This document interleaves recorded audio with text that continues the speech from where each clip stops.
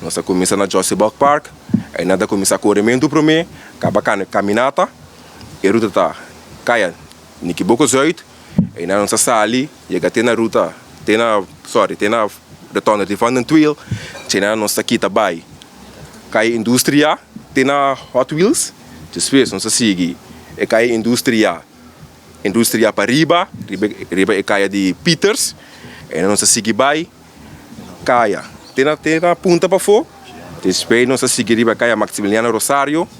segue vai, e ruta de Marriott, ruta de Marriott, nós quita riba caia International de Airport, e nós segue cana vai, que caia EGE Boulevard, segue bem straight, então aí nós também finalizar na Marriott aqui na Ocean aqui na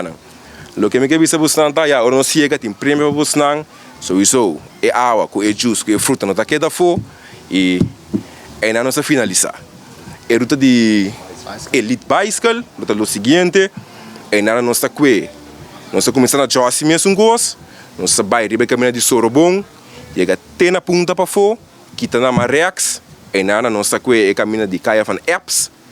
sigue bem caba até na para fo na EGE Boulevard, sim, acaba até para fora. Maneira de Boque Pueblo, na Trapi, Bachelor Beach, e na nossa aqui também, back, Ribecaia International de Airport, sigue vai ter Marriott, chega Marriott, que também Ribecaia Maximiliano Rosario, volve aqui também Ribecaia de Peters, que também, já na nossa que foi Hot Wheels a trobe, que rotonda de Van den Twil, que também Josie. Esse é a minha vista com Elite Bicycle, luta com esse aí 2 via, se não tem sunang que também para postamento, então esse sunang que também para fone, tem sunang que tá com bicycle para fone também, esse não é para ser via só. Deus para ser via, bem acaba na Ocean Oasis que não.